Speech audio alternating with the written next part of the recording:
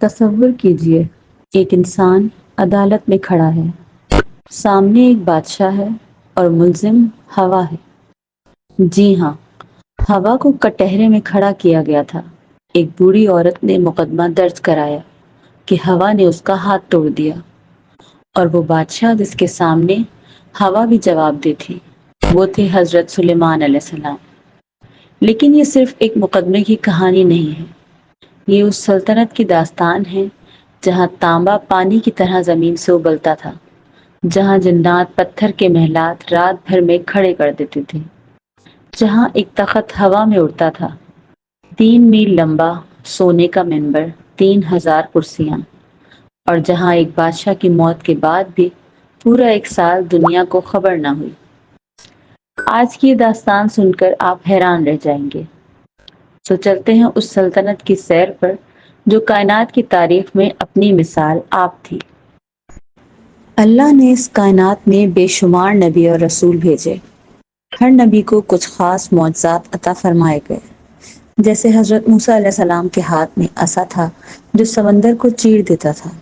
حضرت عیسیٰ علیہ السلام مردوں کو زندہ کر دیتے تھے۔ لیکن حضرت سلیمان علیہ السلام کو جو کچھ عطا کیا گیا وہ انسانی عقل سے کہیں بڑھ کر تھا۔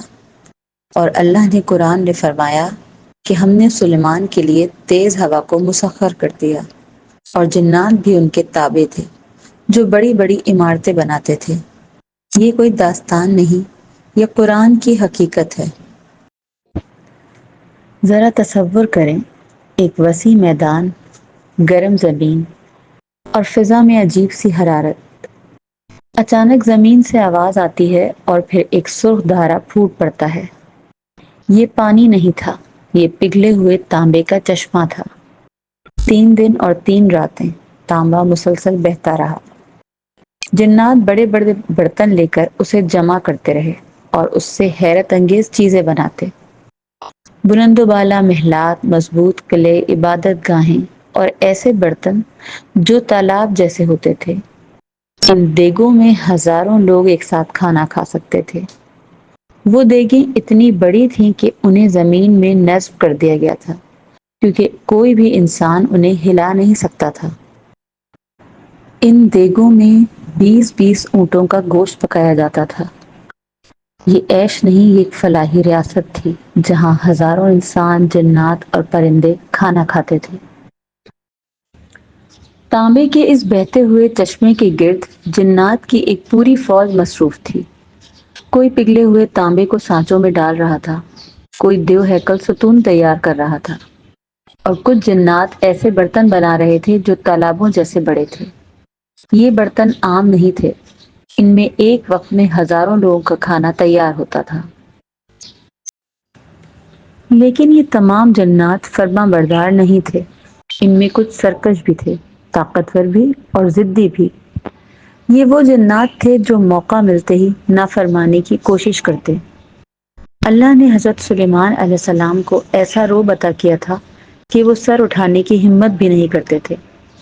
کہا جاتا ہے کہ ان سرکش جنات پر ایک نگہبان مقرر تھا جس کے ہاتھ میں آگ کا کوڑا ہوتا تھا، اور جو دل کام میں سستی کرتا وہ فوراً سزا پاتا۔ یہ خوف ہی تھا جس نے ہزاروں جنات کو ایک نظم و ضبط میں باندھ رکھا تھا۔ حضرت سلیمان علیہ السلام کا تخت کسی عام بادشاہ کا تخت نہیں تھا، یہ ایک پورا اڑتا ہوا شہر تھا۔ اس میں سپاہی بھی تھے، خیمے بھی، باورچی خانے بھی اور جانور بھی۔ جب وہ سفر کرتے تو ہوا ان کے تخت کو اٹھا لیتی اور پرندے اوپر سایہ کر لیتے۔ زمین پر رہنے والے لوگ حیرت سے آسمان کو دیکھتے رہ جاتے۔ حضرت سلیمان علیہ السلام کی سلطنت عام بادشاہوں جیسی نہیں تھی۔ یہ ایک ایسی حکومت تھی جہاں صرف انسان ہی نہیں بلکہ ہوا، پرندے اور جنات بھی ان کے حکم کے تابع تھے۔ صبح جب سورج کی پہلی روشنی بیت المقدس کی پہاڑیوں پر پھیلتی تو آسمان پر ایک وسیع سایہ نمودار ہو جاتا۔ یہ سایہ بادلوں کا نہیں بلکہ ہزاروں پرندوں کا ہوتا جو اپنے پروں کو پھیلا کر اپنے بادشاہ کو دھوپ سے محفوظ رکھتے۔ یہ منظر دیکھنے والوں کے لیے حیران کن ہوتا، گویا قدرت خود ایک نبی کی خدمت میں مصروف ہو۔ اس عظیم سلطنت کا مرکز وہ شاندار تخت تھا جس کی بناوٹ غیر معمولی تھی۔ اس میں قیمتی پتھر جڑے ہوئے تھے جو روشنی پڑتے ہی چمکنے لگتے۔ تخت کے ارد گرد خوبصورت ستون اور سونے سے مزین نقش و نگار تھے جو دربار کو مزید پرشکوہ بنا دیتے۔ حضرت سلیمان علیہ السلام جب تخت کی طرف بڑھتے تو دربار میں سکوت چھا جاتا۔ پہلی سیڑھی پر قدم رکھتے ہی تخت کی ساخت میں موجود صنعتیں حرکت کرنے لگتی۔ سونے کے بنے پرندوں کے مجسمے اپنے پر پھیلاتے اور پورا منظر ایک باوقار شان پیش کرتا۔ یہ تمام کاریگری جنات نے اللہ کے حکم سے انجام دی تھی۔ جیسے ہی وہ اپنی نشست پر بیٹھتے دربار کا ماحول مزید سنجیدہ ہو جاتا۔ جب وہ اللہ کا ذکر کرتے تو پرندے خاموش ہو جاتے، ہوا کی رفتار مدھم پڑ جاتی اور جنات ترتیب سے کھڑے ہو جاتے جیسے کسی حکم کے منتظر ہوں۔ یہ شان و شوکت طاقت کے اظہار کے لیے نہیں تھی۔ حضرت سلیمان علیہ السلام نے یہ سلطنت اللہ کے دین کی خدمت کے لیے استعمال کی۔ ان کا لشکر منظم انداز میں مختلف حصوں پر مشتمل تھا۔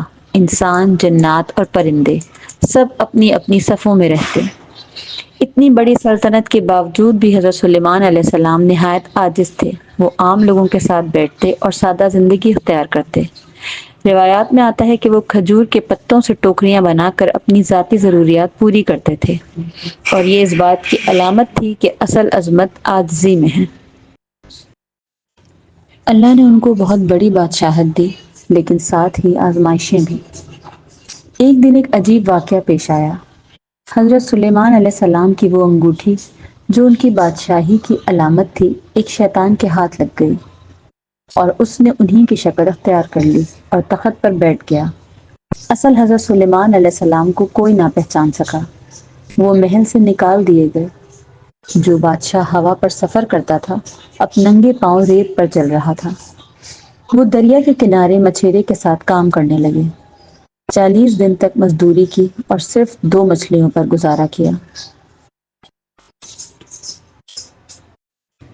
اور پھر ایک دن ایک مچھلی کے پیٹ سے وہی انگوٹھی نکل آئی۔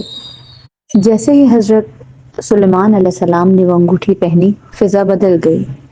پرندے آسمان سے اتر آئے، ہوا نرم ہو گئی اور جنات سمجھ گئے کہ اصل بادشاہ واپس آ گیا ہے۔ حضرت سلیمان علیہ السلام نے اس شیطان کو گرفتار کیا اور اسے سمندر کی گہرائیوں میں قید کر دیا۔ سرکش جنات کو بھی زنجیروں میں باندھ دیا گیا۔ ایک بار ایک بوڑھی عورت حضرت سلیمان علیہ السلام کی عدالت میں آئی اور فریاد کی کہ اللہ کے نبی، ہوا نے میرا ہاتھ توڑ دیا، مجھے انصاف دیا جائے۔ چونکہ ہوا بھی حضرت سلیمان علیہ السلام کے حکم کی پابند تھی، اس کو حاضر کیا گیا۔ ہوا نے عرض کیا، میں اپنی مرضی سے نہیں چلتی بلکہ اللہ کے حکم سے چلتی ہوں۔ مجھے حکم ملا تھا کہ میں سمندر میں ایک کشتی کو ڈوبنے سے بچاؤں۔ میں تیزی سے اسی طرف جا رہی تھی، مگر راستے میں یہ عورت میری لپیٹ میں آ گئی۔ حضرت سلیمان نے اللہ کے حکم سے یہ فیصلہ دیا کہ کیونکہ کشتی والوں نے فائدہ اٹھایا تھا، اس لیے اس عورت کا نقصان وہ کشتی والے بھریں گے، اور کشتی والوں نے اس بوڑھی عورت کو ہرجانہ دیا۔ حضرت سلیمان علیہ السلام کی وفات کا واقعہ کچھ یوں ہے کہ آپ اپنے عصا کے سہارے کھڑے تھے اور اسی حالت میں آپ کی وفات ہو گئی۔ جنات کو پتہ نہ چلا اور وہ مسلسل کام کرتے رہے، کیونکہ وہ سمجھتے تھے کہ حضرت سلیمان علیہ السلام زندہ ہیں۔ وہ ان سے ڈرتے تھے اور نافرمانی نہیں کرتے تھے۔ اس سے ہمیں یہ بھی پتہ چلتا ہے کہ جنات کو غیب کا علم نہیں ہوتا۔ ایک دیمک آہستہ آہستہ حضرت سلیمان علیہ السلام کی لاٹھی کو اندر سے کھاتی رہی۔ کافی روایات کے مطابق تقریباً 1 سال گزر گیا، اور پھر جب لاٹھی کمزور ہو گئی تو وہ ٹوٹ گئی اور حضرت سلیمان علیہ السلام کا جسم زمین پر گر گیا۔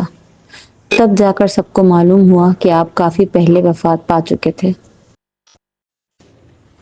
حضرت سلیمان علیہ السلام کے بعد بنی اسرائیل میں آہستہ آہستہ نافرمانی بڑھ گئی۔ اللہ کی نعمتوں کی قدر نہ کی گئی، اور پھر اللہ نے ان پر ایک ظالم بادشاہ مسلط کر دیا جس نے شہر تباہ کر دیے، لوگ قتل کر دیے اور غلام بنا لیے، اور یوں اس طرح اس عظیم سلطنت کا خاتمہ ہوا۔